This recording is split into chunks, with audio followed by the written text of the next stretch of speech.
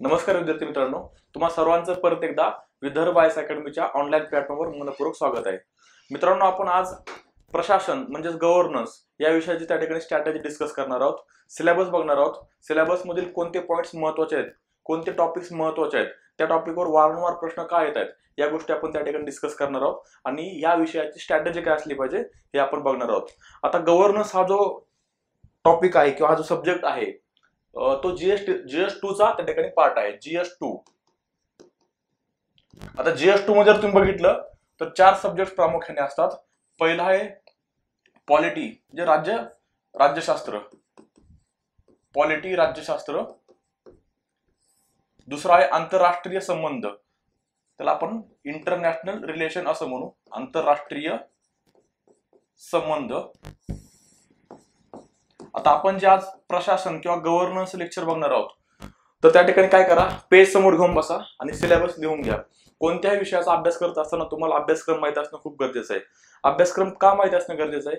मित्रांनो, जर तुम्हाला अभ्यासक्रम माहित असेल तर तुम्हाला त्या ठिकाणी त्या गोष्टी करंटला कनेक्ट करता येतील आणि त्या वाचलेल्या करंटच्या गोष्टी ज्या काय तुम्ही न्यूजपेपर मध्ये वाचताय, मॅगझिन मध्ये वाचताय, त्या तुम्हाला नोट्स मध्ये ऍड करता येईल. सो लिंकेज हे करंटचं असलं पाहिजे. तुमच्या ज्या स्टॅटिक नोट्स आहेत त्या स्टॅटिक नोट्सला करंटच्या त्या ठिकाणी एक आपण व्हॅल्यू ऍडिशन म्हणून त्या गोष्टीला ते असल्या पाहिजेत. जर व्हॅल्यू ऍडिशन असेल तुमच्या नोट्समध्ये, स्टॅटिक नोट्समध्ये जर करंट असेल तरच तुम्हाला त्या ठिकाणी चांगले मार्क्स मिळतील पेपरमध्ये. राज्यशास्त्र, आंतरराष्ट्रीय संबंध. पुढचा आहे प्रशासन, ज्याचा आज आपण त्या ठिकाणी चर्चा करणार आहोत. ओके. आणि चौथा आहे सामाजिक न्याय म्हणजे सोशल जस्टिस. हे 4 टॉपिक आपल्याला GS2 मध्ये पाहायला मिळतात. ओके. सामाजिक न्याय. आता मी हा जो सिक्वेन्स लिहिलेला आहे, हा जो क्रम लिहिलेला आहे, हा क्रम त्या ठिकाणी मी जेवढं सब्जेक्टला वेटेज आहे GS2 मध्ये त्या वेटेज नुसार हा क्रम लिहिलेला आहे. म्हणजे राज्यशास्त्र त्या ठिकाणी आपल्याला जास्तीत जास्त मार्काचे प्रश्न पाहायला मिळतात. 2 नंबरला आंतरराष्ट्रीय संबंध आहे, 3 नंबरला प्रशासन आणि 4 नंबरला सामाजिक न्याय आहे. ओके. पुढील लेक्चर त्या ठिकाणी आपण सामाजिक न्यायावर घेऊन येऊ. आता आपण प्रशासनावर त्या ठिकाणी बोलू, चर्चा करू. चला, आता प्रशासनाची त्या ठिकाणी मी वन बाय वन त्या ठिकाणी टॉपिक डिस्कस करणार आहे. अभ्यासक्रम आपण बघू, अभ्यासक्रमामधील महत्त्वाचे टॉपिक आपण त्या ठिकाणी काय आहेत बघू आणि त्या टॉपिकचा क्रक्स काय आहे, त्यामध्ये महत्त्वाचं काय आपण ते पण थोडक्यात डिस्कस करू. आता बघा, पहिला टॉपिक आहे बघा प्रशासनामध्ये, प्रशासन, गव्हर्नन्स.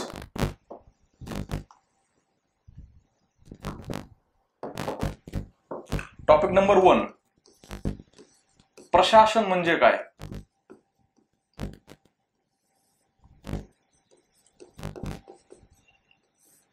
आपल्याला प्रशासन म्हणजे काय अगोदर समजून घ्यावं लागेल, बरोबर? आता हा टॉपिक नंबर 1 आहे, प्रशासन म्हणजे काय. आता प्रशासन म्हणजे काय मित्रांनो? प्रशासन म्हणजे अशी प्रक्रिया, ज्या प्रक्रियेच्या मार्फत, ज्या प्रोसेसच्या मार्फत समाजाचं हित साधण्याचा प्रयत्न केला जातो, बरोबर? सो ही एक प्रोसेस आहे. गव्हर्नन्स ही एक काय प्रोसेस आहे, ही एक प्रक्रिया आहे. या प्रक्रियेच्या मार्फत शासनाकडून किंवा सरकारकडून लोकांचं हित साधण्याचा प्रयत्न केला जातो. सो प्रशासन काय, ही एक प्रक्रिया आहे. ही प्रक्रिया आहे. या मार्फत काय केलं जाते तर त्या ठिकाणी लोकांचं कल्याण किंवा हित साधण्याचा प्रयत्न केला जातोय. ओके. ही एक प्रक्रिया आहे. या मार्फत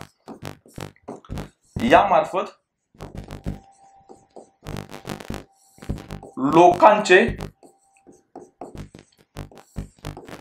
हित साधण्याचा प्रयत्न केला जातो.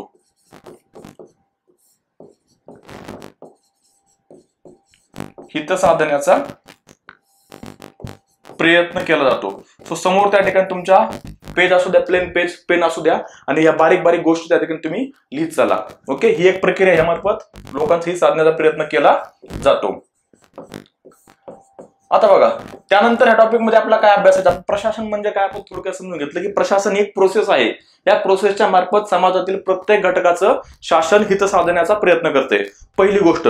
दुसरी गोष्ट यामध्ये आपल्याला काय बघायची तर सुप्रशासनाची संकल्पना काय, governance and good governance. Okay. सुप्रशासन म्हणजे काय? दुसरी संकल्पना आहे सुप्रशासन.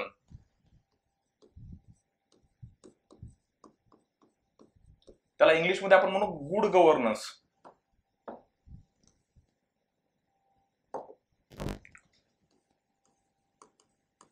Good governance. ओके. आता सुप्रशासन म्हणजे काय बघा. सुप्रशासन मी त्या ठिकाणी तुम्हाला सांगण्याच्या अगोदर तुम्हाला मी प्रशासन सांगितलेलं आहे. आता प्रशासन जे आहे, प्रशासन ही त्या ठिकाणी न्यूट्रल टर्म आहे. प्रशासन काय आहे, एक तटस्थ त्या ठिकाणी संज्ञा आहे. समजून सांगतो, टेन्शन घेऊ नका. तटस्थ संज्ञा आहे.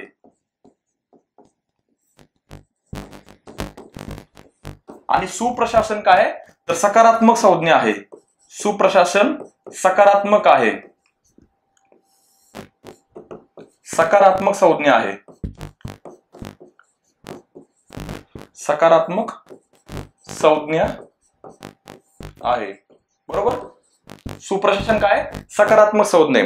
आता ज्या वेळेस त्या ठिकाणी आपण प्रशासन हा शब्द वापरतो तर ते प्रशासन त्या ठिकाणी निगेटिव्ह पण नाहीये, पॉझिटिव्ह पण नाहीये. म्हणजेच काय, प्रशासन हे त्या ठिकाणी चांगले काम पण करत नाहीये आणि वाईट काम पण करत नाहीये. तर ही काय, तर तटस्थ संज्ञा आहे. प्रशासन म्हणजे काय, तर हे त्या ठिकाणी लोकांसाठी चांगले काम पण करत नाहीये आणि वाईट काम पण करत नाही. सो तटस्थ, मिडलला, न्यूट्रल राहून आपण प्रशासन हा शब्द यूज करतो.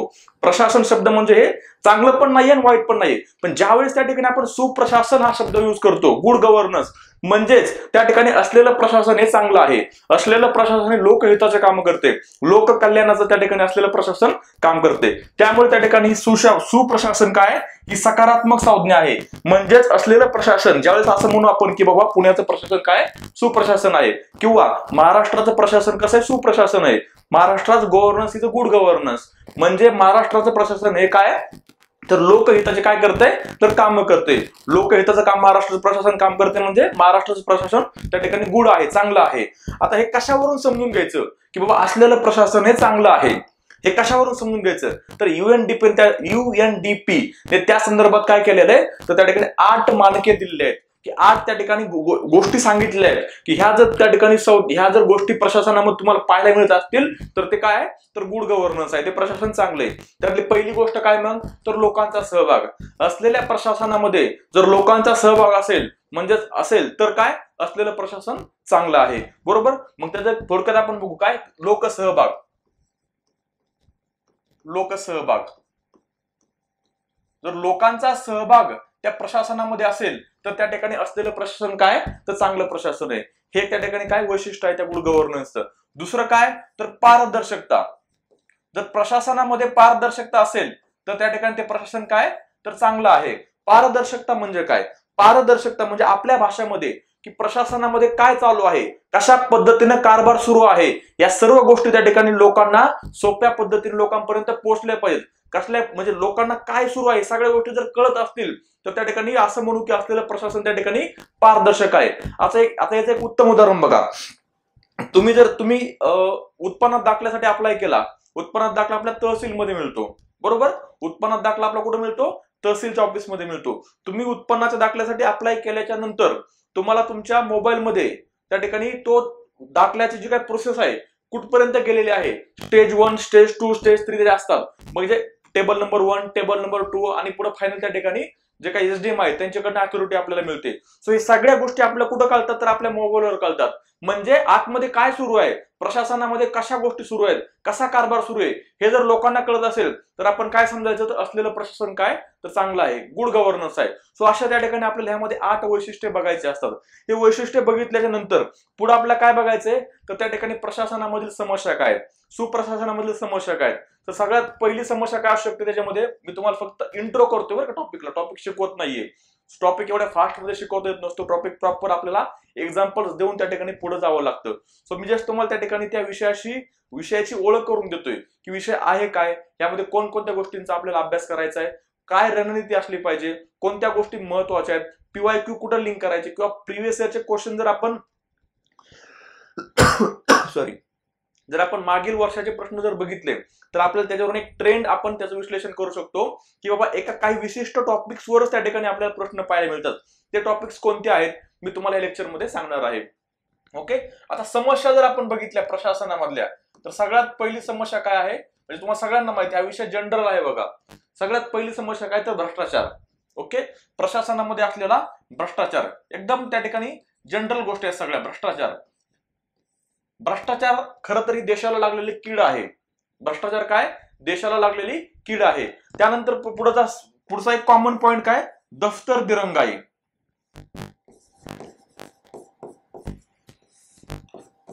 दफ्तर दिरंगाई. दफ्तर दिरंगाईला अजून एका शब्दामध्ये त्या ठिकाणी शब्द आहे त्यासाठी, लाल फितशाही. लाल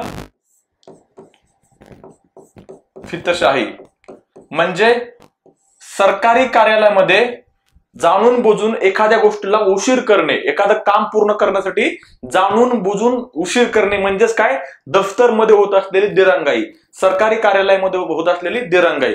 ह्या आणि अशा अनेक विषय, अशा अनेक समस्या तुम्हाला त्या ठिकाणी ह्यामध्ये बघायच्या असतात. सो ओव्हरऑल तुम्हाला समस्या बघायच्या, त्याच्यावर त्या ठिकाणी तुम्हाला उपाय पण सुचवायचे आहेत. सो या टॉपिक मध्ये आपल्याला या सगळ्या गोष्टी अभ्यासायच्या असतात. पहिलं काय की प्रशासन म्हणजे काय, नंतर सुप्रशासन म्हणजे काय, त्याचबरोबर पुढे काय, त्या प्रशासनामधील समस्या काय आणि त्या समस्यावर त्या ठिकाणी उपाय काय आहेत. बरोबर, या सगळ्या गोष्टींचा तुम्हाला ह्या टॉपिक मध्ये अभ्यास करायचा असतो आणि हा टॉपिक त्या ठिकाणी तुमच्यासाठी महत्वाचा आहे.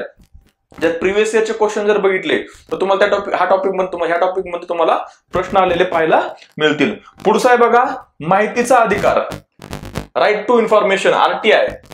दुसरा टॉपिक आहे आपला माहितीचा अधिकार.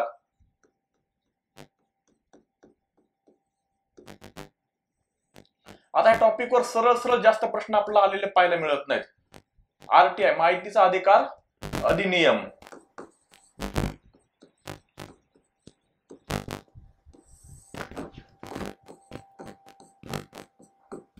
2005.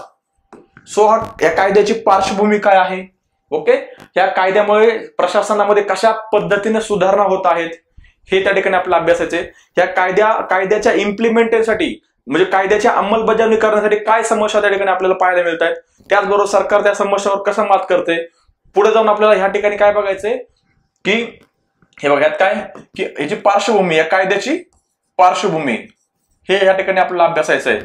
त्याचबरोबर माहितीचा अधिकार अधिनियम किंवा RTI मुळे प्रशासनामध्ये कशा पद्धतीने सुधारणा होत आहेत. सो सुप्रशासनासाठी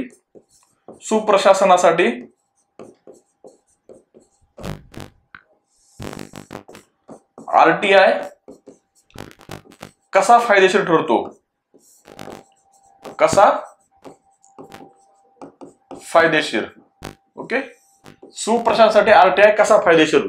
त्यानंतर त्या ठिकाणी RTI मधील समस्या, RTIच्या अंमलबजावणीसाठी समस्या असं म्हणू आपण त्याला, अंमलबजावणी मधील समस्या.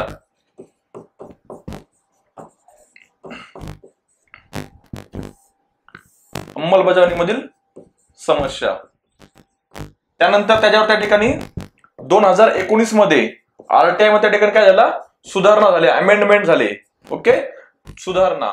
तर त्या सुधारण्याचा काय त्या ठिकाणी इम्पॅक्ट पडला RTIच्या विश्वासार्हतेवर आणि पुढे त्यानंतर उपाय.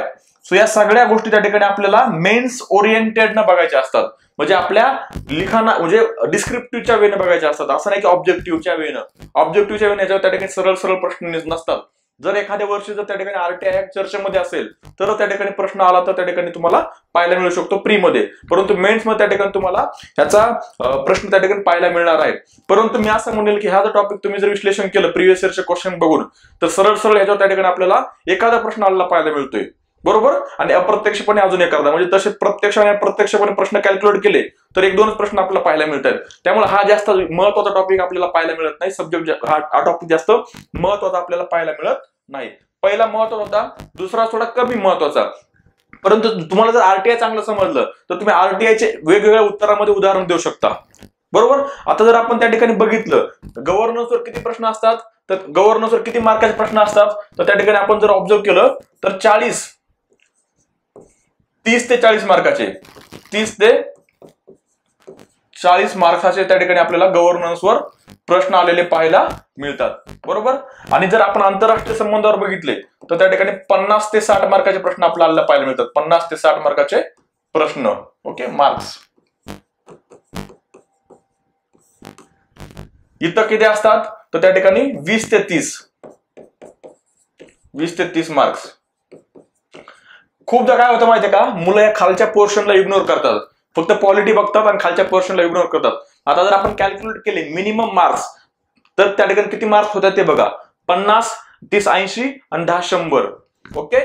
म्हणजे ऍव्हरेज 100 मार्क कमीत कमी आणि जास्तीत जास्त किती 47 100 आणि 30 130. सो 100 ते 130 मार्काच्या त्या ठिकाणी तुमचा पोर्शन हा 3 विषयावरचा आहे आणि वरून त्या ठिकाणी किती 120 ते 130 मार्क्स, सॉरी 120 ते 150. सो हे 150 आणि 100 अशा 250 मार्क आपण त्या ठिकाणी कॅल्क्युलेट करू शकतो, बरोबर ना. 150 ते 180 असं करू. हा ठीक आहे, बरोबर. 150 ते 180. सो 150 आणि 100 त्या ठिकाणी झाले 250 झाले, बरोबर. सो अशा गोष्टी त्या ठिकाणी तुम्हाला पाहायला मिळणार आहेत. त्यामुळे त्या ठिकाणी खालचे जे विषय आहेत त्यांना इग्नोर करू नका. आपण टॉपिक 2 बघितले, टोटल त्या ठिकाणी 9 टॉपिक्स आहेत गव्हर्नन्स मध्ये. आता पुढचं बघा, टॉपिक नंबर 3 महत्वाचा, इम्पॉर्टंट आहे. पहिला एक महत्वाचा होता, दुसरा आपण त्याला थोडंसं कमी महत्व दिलं, डायरेक्टली प्रश्न आपल्याला पाहायला मिळत नाहीत. टॉपिक नंबर 3 आहे नागरिकांची सनद. नागरिकांची सनद, सिटीजन चार्टर. नागरिकांची सनद, सिटीजन चार्टर, त्याला नागरिकांच्या हक्काची सनद असं सुद्धा म्हणतात.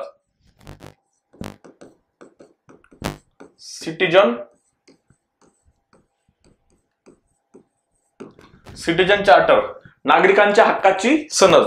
आता टॉपिक समजून घ्या, लक्षात ठेवा. कधी पण गव्हर्नन्स मध्ये त्या ठिकाणी तुम्हाला टॉपिक, गव्हर्नन्स असेल किंवा कोणताही त्या ठिकाणी तुमचा मेन्सचा सिलेबस असेल, तुम्हाला त्या ठिकाणी तो टॉपिक व्यवस्थित समजला पाहिजे. जर टॉपिक समजलेला असेल ना, तर तुम्ही चांगल्या पद्धतीने स्वतःचे पॉइंट्स क्रिएट करू शकता. जर तुमच्या कॉन्सेप्ट क्लिअर नसतील तर you are not able to create your own points. You will not able to create your own points. त्याच्यासाठी तुम्हाला त्या ठिकाणी टॉपिक चांगला समजणं महत्वाचा आहे. आता नागरिकांचे सनद म्हणजे काय हे आपण थोडक्यात समजून घेऊ आणि ह्या टॉपिक मध्ये काय काय अभ्यास करायचा आपण ते बघू. हा परत एकदा व्हेरी इम्पॉर्टंट, व्हेरी IMP. कारण की प्रिव्हियस इयरचे क्वेश्चन जर बघितले तर त्या ठिकाणी आपल्याला ह्याच्यावरचे प्रश्न त्या ठिकाणी चांगले पाहायला मिळतात. दर 2 वर्षानंतर एकदा प्रश्न ह्याच्यावर असतोच आहे आणि पहिल्या वर्षी MPSCच्या त्या ठिकाणी ह्याच्यावर प्रश्न असण्याची दाट शक्यता आहे. कोणत्या कोणत्या टॉपिकवर प्रश्न येऊ शकतात हे तुम्हाला मी सांगणार आहे. आता पहिला आहे नागरिक सनद, त्याच्या अगोदर आपण प्रशासन एक बघितलं होता आणि पुढे एक ई शासन आहे. ई शासन किंवा ई प्रशासन, या 2-3 टॉपिकवर त्या ठिकाणी मोस्ट प्रोबेबली ह्या 3 टॉपिकवर, अजून एक चौथा आहे नागरिक सेवांची लोकशाहीमधील भूमिका. या 4 टॉपिकवर त्या ठिकाणी देअर आर हाय चान्सेस की प्रश्न येऊ शकतात त्याच्यावर MPSCच्या पहिल्या वर्षामध्ये. आता नागरिकांची सनद म्हणजे काय, आता तुम्हाला मी थोडंसं अगोदर पुस्तकी भाषेमध्ये सांगतो. नागरिकांची सनद म्हणजे असा दस्तऐवज ज्यामध्ये नागरिकांना त्यांच्या नागरिकांच्या हक्काबद्दल चर्चा केली असते, त्याचबरोबर नागरिकांच्या कर्तव्याबद्दल त्या ठिकाणी चर्चा केलेली असते, बरोबर. आता हे सोडा, आता तुम्हाला सोप्या भाषेमध्ये सांगतो. जर तुम्ही एखाद्या सरकारी दवाखान्यामध्ये गेलात, उदाहरणार्थ if you enter in to the government hospital, तुम्ही जसा प्रवेश केल्यानंतर त्या ठिकाणी तुम्हाला एक बोर्ड पाहायला मिळेल, पाटी पाहायला मिळेल. अशा त्या ठिकाणी अशी पाटी असेल, पाटी लावलेली, ओके. आणि ह्याच्यावर लिहिलं असेल की नागरिकांच्या हक्काची सनद, नागरिकांच्या हक्काची सनद, आणि त्याच्या बाजूला त्या ठिकाणी नागरिकांच्या कर्तव्याची सनद. म्हणजे काय की तुम्ही ह्या दवाखान्यामध्ये प्रवेश केलेला आहे, ह्या दवाखान्यामध्ये तुम्हाला कोणकोणत्या सोयी सुविधा मिळणार आहेत, म्हणजे तुमचे हक्क ह्या पाट्यावर त्या ठिकाणी पूर्णपणे मेन्शन केले असणार. उदाहरणार्थ तुम्ही ह्या सरकारी दवाखान्यामध्ये प्रवेश केलाय, ह्या ठिकाणी तुम्हाला मुफ्त किंवा निःशुल्क सेवा त्या ठिकाणी मिळतील. त्याचबरोबर त्या ठिकाणी दवाखाना 10 ते 6 या वेळेमध्ये ओपन राहील. कसल्या प्रकारचे मेडिकलचे चार्जेस तुमच्यावर, मेडिकलचे जे काही बिल आहे ते तुमच्याकडनं घेतले जाणार नाही. डॉक्टरांनी रुग्णांना त्या ठिकाणी शांततेने आणि पोलाइटली बोलले पाहिजे. जर डॉक्टर त्या ठिकाणी रुग्णांना व्यवस्थित ट्रीटमेंट देत नसतील तर तुम्ही त्या ठिकाणी डॉक्टरांच्या विरुद्ध तक्रार करू शकता. या सगळ्या गोष्टी ह्या फलकावर त्या ठिकाणी मेन्शन केलेल्या असणार आहेत. त्याचबरोबर जो कर्तव्याचा फलक असतो त्यावर त्या ठिकाणी तुमच्यासाठी कर्तव्य असतात की नागरिकांनी कशा पद्धतीने ह्या दवाखान्यामध्ये आल्यानंतर व्यवहार करावा, नागरिकांनी त्या ठिकाणी नियमांचं पालन करावं, नागरिकांनी डॉक्टरांना सगळी त्यांची आजाराची हिस्ट्री सांगणं अपेक्षित आहे, नागरिकांनी डॉक्टरांशी त्या ठिकाणी वाद घालायचे नाही. या सगळ्या गोष्टी त्या ठिकाणी मेन्शन केलेल्या असतात. म्हणजे तुमचे हक्क आणि तुमचे कर्तव्य दाखवणारी जी सनद आहे त्याला आपण त्या ठिकाणी नागरिकांच्या हक्काची सनद असं म्हणतो. ओके. सो जास्त अवघड नाही, फक्त त्या ठिकाणी कॉन्सेप्ट समजून तुम्हाला समजली पाहिजे, ते महत्वाचं आहे. सो ह्यामध्ये आपल्याला त्या ठिकाणी काय बघायचंय की अर्थ, या टॉपिकचा अर्थ, ओके, मिनिंग. त्याचबरोबर आता नागरिकाच्या सनदीमधील समस्या किंवा त्याला आपण त्या ठिकाणी मर्यादा असं सुद्धा म्हणू, मर्यादा. आता समस्या जर आपण थोडक्यात बघितली तर समस्या काय की नागरिकाच्या सनदेबद्दल त्या ठिकाणी कुठेही, म्हणजे नागरिकाचे सनद न्याय प्रविष्ट नाहीये. जर नागरिकाचे सनद म्हणजे एखाद्या नागरिकाला जर त्या नागरिकाच्या सनदीमध्ये जे काही अधिकार दिलेले आहेत, जे काही हक्क दिलेले आहेत, ते हक्क जर मिळाले नाही तर तो व्यक्ती त्या ठिकाणी कोर्टामध्ये जाऊ शकत नाही. हा, तक्रार निवारण यंत्रणा असणार आहे, परंतु आपल्या सगळ्यांना माहिती की तक्रार निवारण यंत्रणा किती इफेक्टिव्ह असते किंवा किती कार्यक्षम असते. त्या तक्रार निवारण यंत्रणेने दिलेला जो मोबाईल नंबर असतो तो कधीच लागत नाही. बरोबर. सो ह्याची सगळ्यात मोठी समस्या काय की न्याय प्रविष्ट नाहीये. त्याचबरोबर काय, ही जी सनद असते ही सनद बोली भाषेमध्ये लिहिलेली नसते.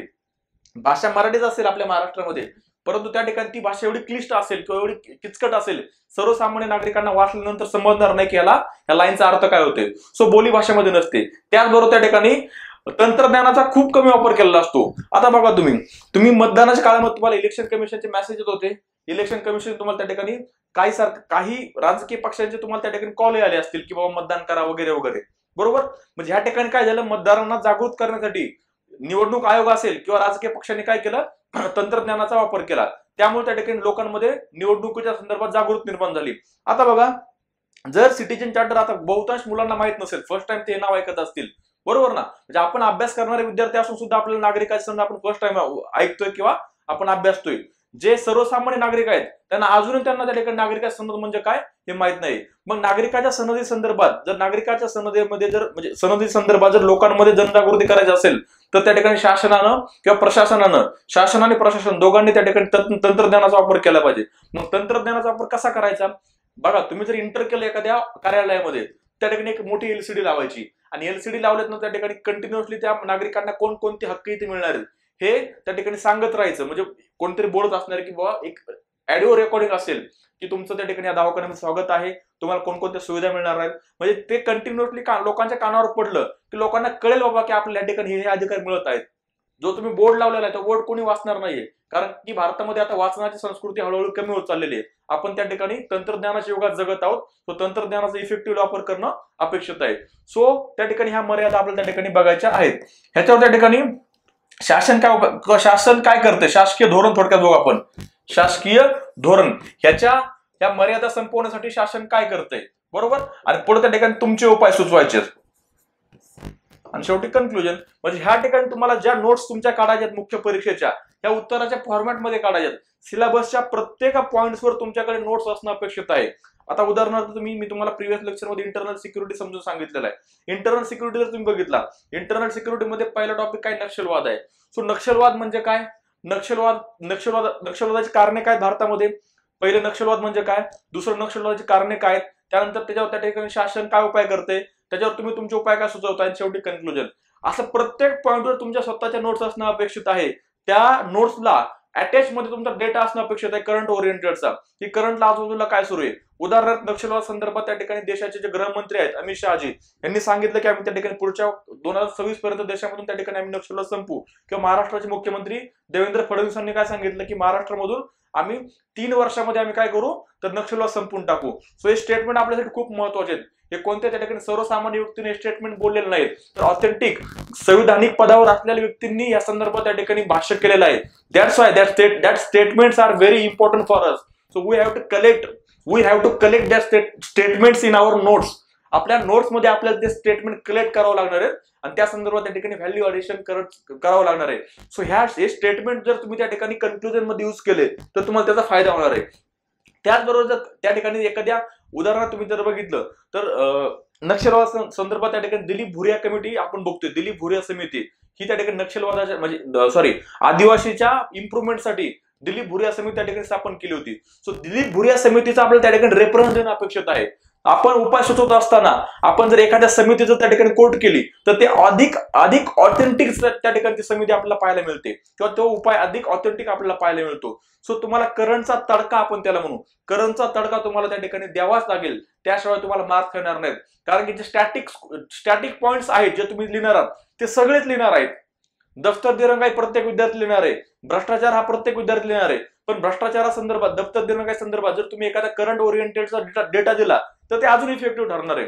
आता तुम्हाला उदाहरण देतो की राजकारणामध्ये गुन्हेगारीचं प्रमाण वाढत चाललेलं आहे. हा एक पॉईंट आहे. आपल्या संसदेमध्ये काय, संसदेची होत असलेले घट, संसदेची डिक्लाइन, ह्या संदर्भात जर प्रश्न आला तर संसदेमध्ये घट का होते, त्याचं वन ऑफ द कारण काय, म्हणजे संसदेवरचा लोकांचा विश्वास का उडत चाललेला आहे, त्याचं वन ऑफ द कारण काय आहे की बाबा संसदेमध्ये गुन्हेगारी वृत्तीच्या लोकांचं प्रमाण वाढत आहे.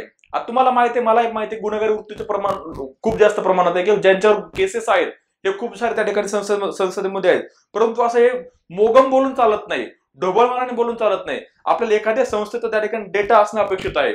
मग आता या संदर्भात ADR, Association for Democratic Reforms, ही एक संस्था आहे जी लोकशाहीच्या संदर्भात काय करते, तर त्या ठिकाणी अभ्यास करत असते, वेगवेगळे विश्लेषण मांडत असते, अनालिसिस करत असते. असोसिएशन फॉर डेमोक्रेटिक रिफॉर्म्सने काय सांगितलं बघा, ADR, की 2024 मध्ये ज्या भारतामध्ये लोकसभेच्या निवडणुका झाल्या, त्या लोकसभेच्या निवडणुकामध्ये भारतामध्ये जे संसद, जे एमपीज निवडून गेले, त्यामधील 46% एमपीज जे आहेत, 46% मेंबर्सवर गंभीर स्वरूपाचे गुन्हे त्या ठिकाणी दाखल आहेत.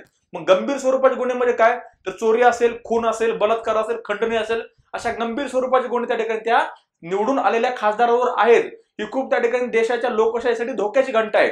आता तुम्ही ADR ला कोट केले ना तर हे इफेक्टिव्ह होतं बघा, लक्षात ठेवा. सो तुम्हाला कोट करावं लागणार आहे. आता पुढची लाईन काय, की 46% जे काही मेंबर्स आहेत, 100 पैकी 46% लोकांवर त्या ठिकाणी गंभीर स्वरूपाचे गुन्हे आहेत. त्यातले 27 खासदार असे आहेत, टक्के नाही फक्त 27 खासदार असे आहेत की ज्यांच्यावर गंभीर स्वरूपाचे गुन्हे सिद्ध झालेले आहेत.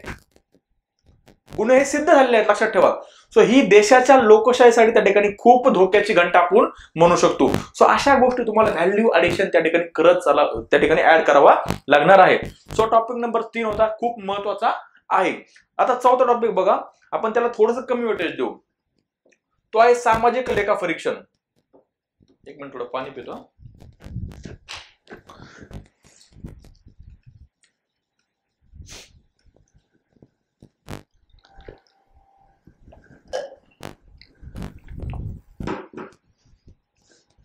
चला, चौथा आहे सामाजिक लेखापरीक्षण. त्याला इंग्लिश मध्ये आपण म्हणू सोशल ऑडिट. सामाजिक लेखापरीक्षण,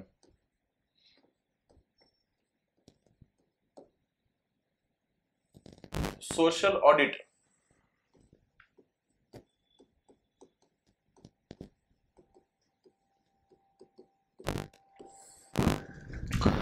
आता हे बघा, मी खूप साऱ्या गव्हर्नन्सचे मुलांचे उत्तर चेक केले, गव्हर्नन्स या टॉपिकचे. आपल्या विदर्भामध्ये त्या ठिकाणी 1 रुपयाची आन्सर रायटिंगची बॅच आहे. त्या बॅच मध्ये खूप सारे विद्यार्थी, महाराष्ट्रभरातून विद्यार्थी त्या ठिकाणी उत्तर देत असतात.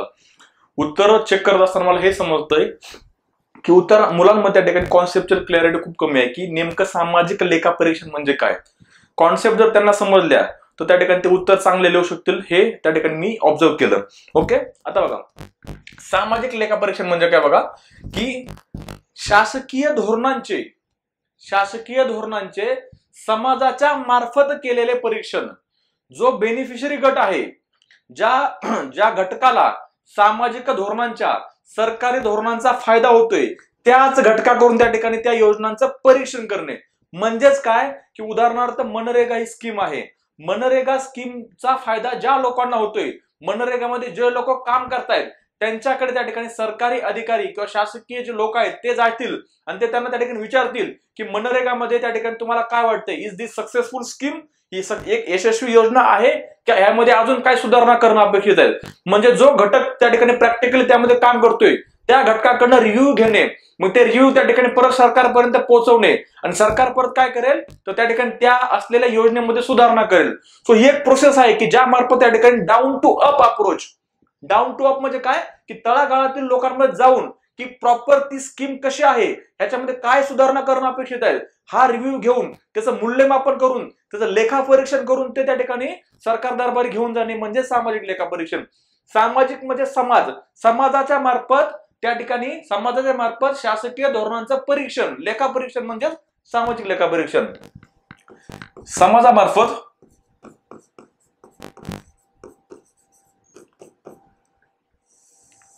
शासकीय धोरणांचे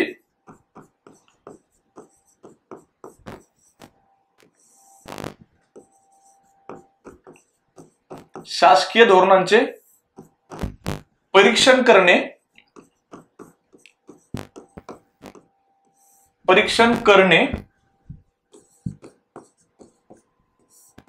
म्हणजेच सामाजिक लेखा परीक्षण होय. डायरेक्टली त्या ठिकाणी काय असेल तर लोकांचा सहभाग असेल. मग ह्याचं उदाहरण जर घ्यायचं झालं तर ह्याचं उदाहरण आहे देशातील ग्रामसभा. उदाहरणार्थ ग्रामसभा. ग्रामसभेमध्ये काय करतात तर लोक एकत्र येतात आणि शासनाने राबवलेल्या योजनांबद्दल आपलं त्या ठिकाणी मत मांडतात. बरोबर ना. ग्रामसभेमध्ये लोक एकत्र येतात आणि शासकीय धोरणाबद्दल त्या ठिकाणी इव्हॅल्युएशन त्या ठिकाणी आपलं मत मांडतात. आणि ग्रामसभेमध्ये बसलेला जो काय ग्रामसेवक असेल किंवा जो बीडीओ असेल जो त्या ठिकाणी व्हिजिटसाठी येईल, फील्ड व्हिजिटसाठी येईल, तो लोकांचं मत जाणून गेले सरकारपर्यंत त्या गोष्टी पोहोचवेल. बरोबर. सो हे त्या ठिकाणी ग्रामसभा याचं उत्तम उदाहरण आहे. गव्हर्नन्स मध्ये प्रशासनामध्ये जेवढे तुम्ही त्या ठिकाणी एक्झाम्पल द्याल, उदाहरण द्याल, तेवढं तुमच्या त्या ठिकाणी उत्तरामध्ये ऑथेंटिसिटी किंवा अधिकृतपणा आपल्याला पाहायला मिळेल. आता आपण मिनिंग समजून घेतला. सामाजिक लेखा परीक्षेमध्ये काय काय बघायचं, काय काय अपेक्षित असतं अभ्यास करणे. तर पहिलं काय अर्थ, मिनिंग, त्या टॉपिकचा अर्थ काय. दुसरं काय की त्या सामाजिक लेखा परीक्षणामध्ये समस्या काय आहेत किंवा त्याच्या मर्यादा काय आहेत. समस्या किंवा मर्यादा. आता मर्यादा काय बघा की जे सामाजिक लेखा परीक्षण समाजामध्ये जाऊन ते लेखा परीक्षण जे होणं अपेक्षित आहे तसं न होता अधिकारी वर्ग ऑफिसमध्ये बसून आपल्या मनाने त्या ठिकाणी काय करतोय तर पॉइंट्स ऍड करतोय. मग ते प्रॉपर त्या ठिकाणी काय होत नाहीये, लेखा परीक्षण होत नाहीये. लोकांमध्ये गेलं पाहिजे आणि लोकांचे मत जाणून घेतलं पाहिजे, परंतु असा अधिकारी वर्ग करत नाही. त्याच्या पलीकडे जाऊन अजून समस्या काय की जे नागरिक आहेत, नागरिकांची पण त्या ठिकाणी नकारात्मक मानसिकता आहे.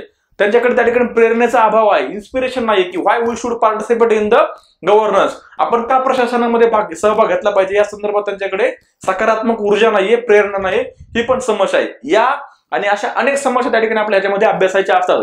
ह्याच्यावर त्या ठिकाणी नंतर काय की याचा परिणाम काय होतोय, याचा परिणाम काय होतोय. देन आफ्टर उपाय. या गोष्टी त्या ठिकाणी आपल्या टॉपिक मध्ये अभ्यासायच्या आहेत. चार टॉपिक झाले आपले. आता टॉपिक नंबर 5. टॉपिक नंबर 5 खूप महत्वाचा आहे बघा. ते म्हणजे ई प्रशासन. ई शासन किंवा ई प्रशासन, ई गव्हर्नन्स त्याला आपण इंग्लिश मध्ये म्हणू ई गव्हर्नन्स.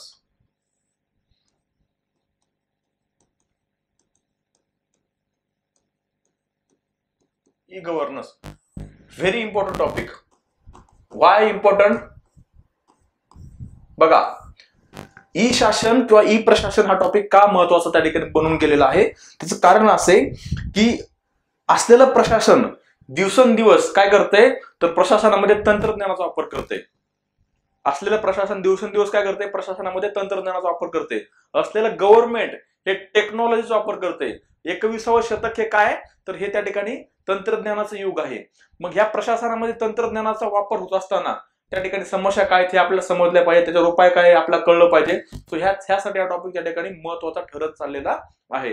आता ई गव्हर्नन्स म्हणजे काय की प्रशासनामध्ये तंत्रज्ञानाचा वापर करणे. प्रशासनामध्ये तंत्रज्ञानाचा वापर करणे म्हणजे ई गव्हर्नन्स. एकदम सोप्या भाषा ढोबळ मनाने आपण त्याला असं म्हणू शकतो. प्रशासनात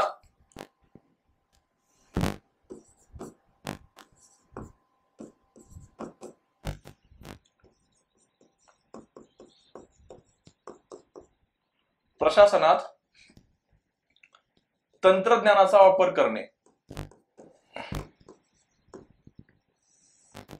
तंत्रज्ञानाचा वापर म्हणजेच ई गव्हर्नन्स. आता अर्थ झाला. ओके. डेफिनेशन वगैरे त्या ठिकाणी आपण लेक्चर मध्ये बघूच. बरोबर.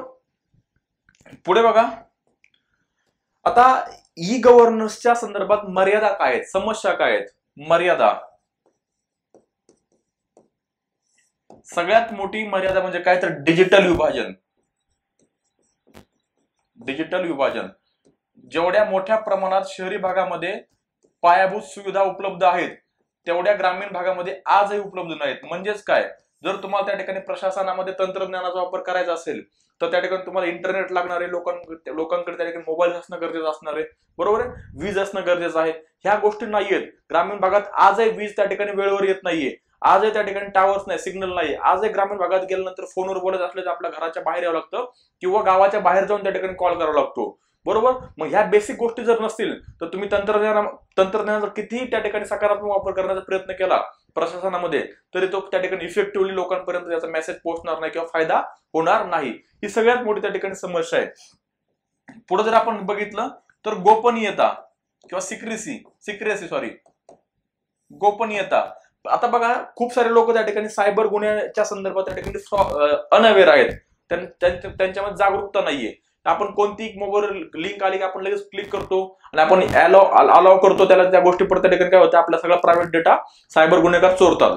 मग ह्या संदर्भात त्या ठिकाणी लोकांमध्ये जनजागृती नाहीये. आता सरकार जर त्या ठिकाणी खूप साऱ्या गोष्टी ऑनलाईन करत असलं, डिजिटल करत असलं, तरी सरकार त्या ठिकाणी ह्या गोष्टींकडे बारकाईने लक्ष देणं गरजेचं आहे. त्या ठिकाणी गोपनीयता खूप महत्वाची आहे. तुम्हाला सरकारचं कोणतंही काम करायचं असेल तर तुम्हाला आधार कार्डचा नंबर त्या ठिकाणी द्यावा लागतो आणि आधार कार्डचा नंबर त्या ठिकाणी तुमच्या आधार कार्डचा नंबर तुमच्या घरचा पत्ता असतो, तुमचं बँक पॅन कार्ड लिंक असतं, तुमचे बँकचे पूर्ण डिटेल्स, बँकला तुमचं आधार कार्ड लिंक असतं. एव्हरीवेअर प्रत्येक ठिकाणी तुमचं आधार कार्ड लिंक आहे, बरोबर. परंतु तुम्हाला जर शासकीय कोणतं काम करायचं तर आधार कार्डचा नंबर पुट करायचा आहे. मग आधार कार्ड, त्यामुळे त्या ठिकाणी सरकार लोकांमध्ये ई प्रशासनाचा वापर करत असताना त्या ठिकाणी कसा सेफ वापर करायचा, कसा त्या ठिकाणी सुरक्षित वापर करायचा, हे लोकांमध्ये जनजागृती होणं अपेक्षित आहे. नाहीतर जे सरकार करायला चाललेलं आहे की बाबा लोकांची वेळेची बचत झाली पाहिजे, त्यामुळे सरकार त्या ठिकाणी या गोष्टी आणलेल्या आहेत, त्या ठिकाणी चुकीच्या दिशेने ह्या गोष्टीचा वापर होईल. त्यानंतर ई प्रशासनाचे फायदे काय आहेत, तुम्ही अगोदर फायदे पण लिहू शकता. अगोदर फायदे, नंतर मर्यादा किंवा समस्या, बरोबर. फायदा काय आहे, त्या ठिकाणी वेळेची बचत होती, लोकांची वेळ त्या ठिकाणी वेळेची बचत होती आणि लवकर एकदम फास्ट मध्ये आपले कामं होत आहेत, आपल्या सगळ्या गोष्टी कळत आहेत. म्हणजे ई प्रशासनामुळे किंवा तंत्रज्ञानामुळे त्या ठिकाणी पारदर्शकता वाढलेली आहे, असलेलं प्रशासन त्या ठिकाणी अकाउंटेबल झालेलं आहे, उत्तरदायित्व वाढलेलं आहे, हा फायदा आहे. त्यानंतर त्या फायदे मर्यादा, नंतर त्या ठिकाणी उपाय ओके. सो अशा वे मध्ये त्या ठिकाणी तुमच्या नोट्स असणं अपेक्षित आहे. आणि एक्झाम्पल देत चला, वेगवेगळे उदाहरण देत चला की कुठं सायबर फ्रॉड झाला होता, कुठं गोपनीयते संदर्भात प्रश्न उभा राहिला होता. डिजिटल डिवाइड म्हणजे काय, एक्झाम्पल देत चला. एखादा संस्थेचा डेटा असेल की त्या ठिकाणी असरचा मध्यंतरी रिपोर्ट होता बघा, म्हणजे 2019-20 ची गोष्ट आहे, 20 ची गोष्ट आहे, 21 ला रिपोर्ट आला होता की ग्रामीण भागातील मुलांकडे, म्हणजे 20 ला काय झालं होतं, कोरोना आला होता आणि कोरोना आल्यामुळे काय झालं होतं, ऑनलाईन डिजिटल त्या ठिकाणी शिक्षण झालं होतं, मुलं घरी बसून त्या ठिकाणी अभ्यास करत होते. मग त्या संस्थेत डेटा आला की आज ग्रामीण भागामध्ये प्रत्येक घरी त्या ठिकाणी मोबाईल नाही, मोबाईल जरी असला तर त्या ठिकाणी लोकांकडे रिचार्ज मागण्यासाठी पैसे नाहीत, वीज नाहीये. म्हणजे हे काय होतं, डिजिटल डिवाइड होतं. मग असरचा डेटा त्या ठिकाणी तुम्ही पुट करू शकता शिक्षणासंदर्भात. आता हा होता ई प्रशासन. पुढचा टॉपिक आहे बघा, दबाव गट. आता हा टॉपिक मी ऍक्च्युअली मी ज्यावेळेस लेक्चर शिकवल्या संदर्भात, तर मी दबाव गट, गैर शासकीय संस्था आणि स्वयंसहायता गट ह्या तिघांमध्ये कम्पेअर करून शिकवलेला टॉपिक आहे. ओके, दबाव गट, प्रेशर ग्रुप. टॉपिक नंबर 6,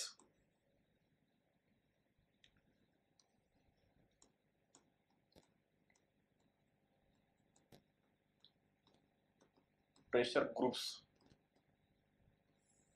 दबाव गट म्हणजे काय?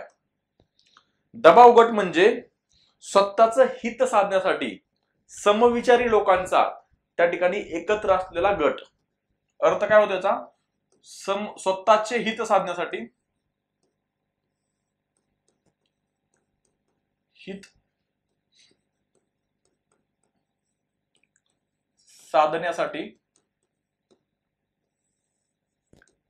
समविचारी लोकांचा गट. समविचारी लोकांचा गट, बरोबर. आता बघा, हा गट राजकीय नसतो. तुम्ही म्हणाल की त्या ठिकाणी राजकीय पण त्या ठिकाणी स्वतःचं हित साधण्यासाठी एकत्र येतात. ओके, राजकीय लोक पण त्या ठिकाणी समविचारी असतात. म्हणजे राजकीय लोक पण काय करतात, तर स्वतःचं हित साधण्यासाठी एकत्र आलेले असतात. त्याचबरोबर काय, तर ते समविचारी असतात. मग सर, राजकीय गट म्हणजे राजकीय पक्ष आणि दबाव गट यामध्ये फरक काय?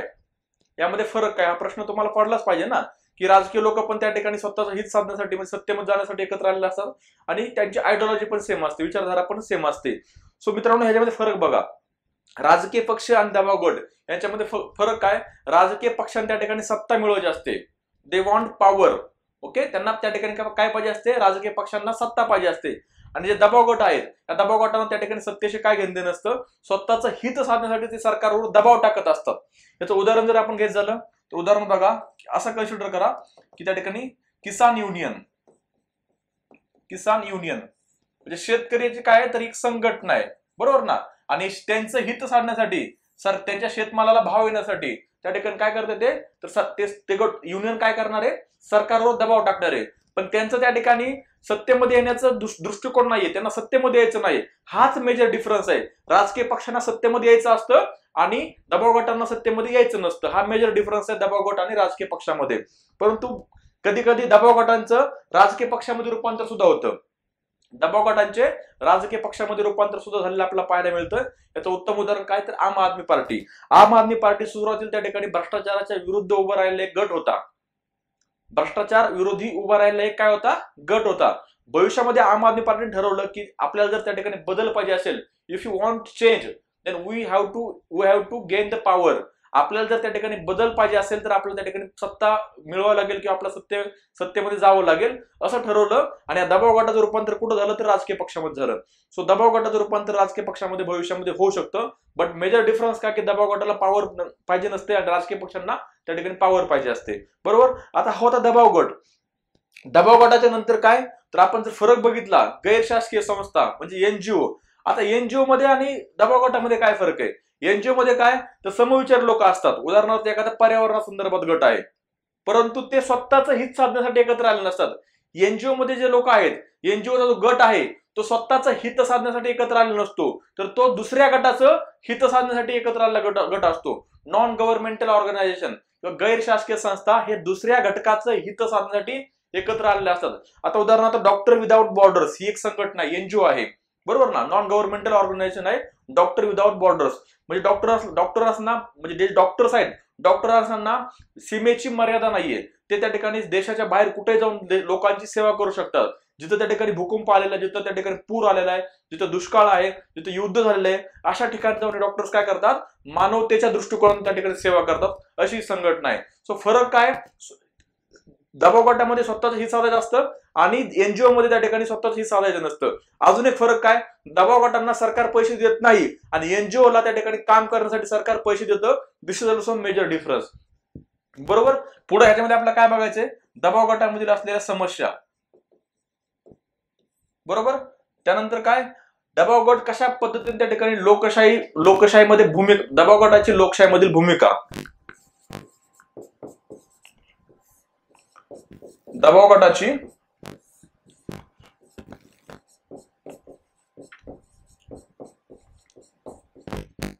लोकशाहीमधील भूमिका.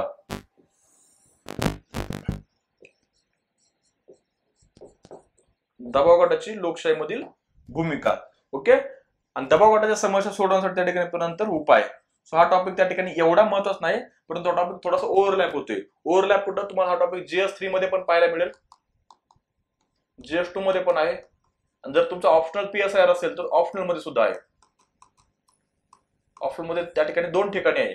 ऑप्शनल मध्ये त्या ठिकाणी पेपर 1 चा सेक्शन B मध्ये पण आहे आणि पेपर 2 चा सेक्शन A मध्ये सुद्धा आहे. सो 2 ठिकाणी आहे. इथं पण त्या ठिकाणी टॉपिक आहे. त्यामुळे हा ओव्हरलॅपिंग खूप साऱ्या ठिकाणी तुम्हाला पाहायला मिळणार आहे. आता पुढचा टॉपिक बघा, ह्यामध्ये टॉपिक नंबर 7 केंद्रीय सचिवालय, सेंट्रल सेक्रेटरिएट. टॉपिक नंबर 7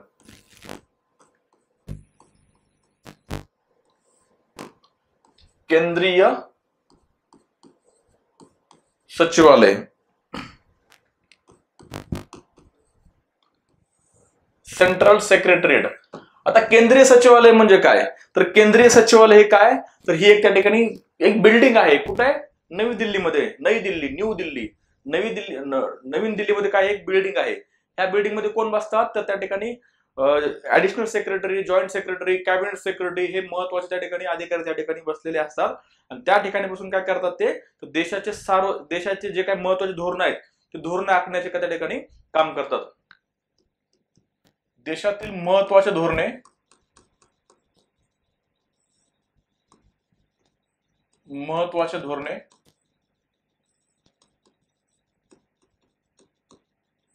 या ठिकाणी आखले जातात.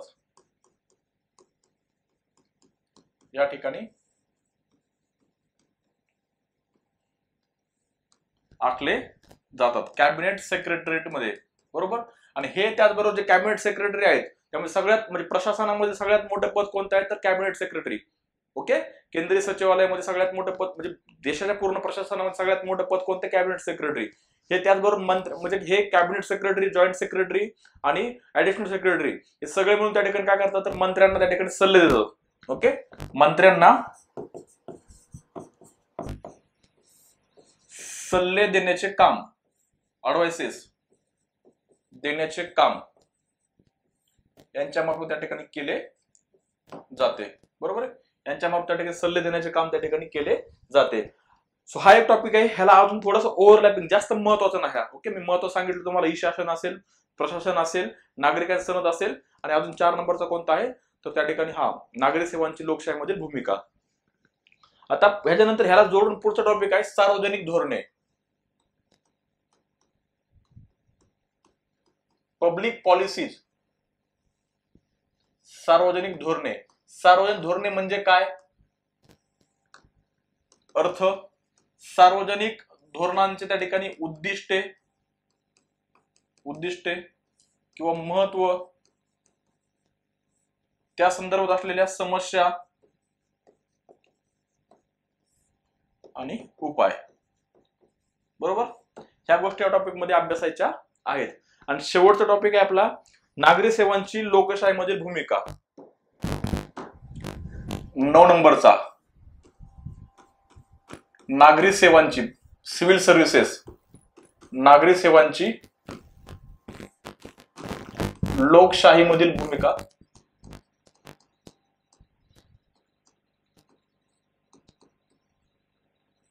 लोकशाहीमधील भूमिका.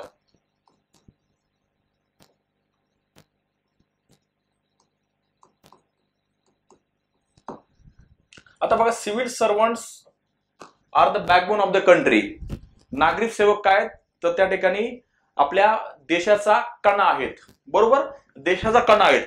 आता नागरिक सेवक म्हणजे काय अगोदर त्या ठिकाणी तुम्हाला सांगायचं की नागरिक सेवक हे काय करतात? देशातील जे नागरिक सेवक हे प्रशासनामध्ये जे सरकारचे धोरण इम्प्लिमेंट करण्याचं काम करतात, अंमलबजावणी करण्याचं काम करतात. नागरिक सेवांमधील त्या ठिकाणी समस्या. आता नागरिक सेवक हे लोकशाहीचा कणा आहे, त्याची भूमिका काय तर लोकशाहीचं बळकटीकरण करण्यासाठी नागरिक सेवक महत्वाची भूमिका बजावतात.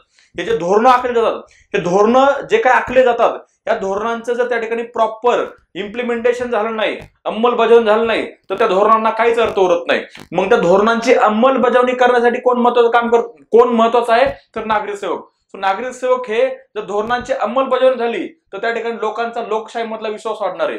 प्रॉपर धोरण आखले गेले, धोरणांची अंमलबजावणी झाली, लोकांना त्या धोरणाचा फायदा झाला, तिन्ही प्रोसेस जर त्या ठिकाणी झाले एकत्रितपणे तर काय होणार आहे तर त्या ठिकाणी लोकशाहीवर लोकांचा विश्वास वाढणार आहे, लोकशाहीचं बळकटीकरण होणार आहे. बरोबर ना. सो नागरिक सेवक काय त्या ठिकाणी काय देशाचा कणा आहेत. नागरिक सेवक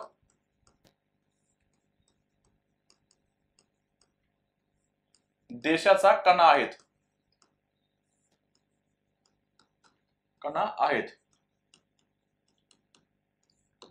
ते काय करतात तर त्या ठिकाणी शासकीय धोरणांची अंमलबजावणी करतात. शासकीय धोरणांची अंमलबजावणी.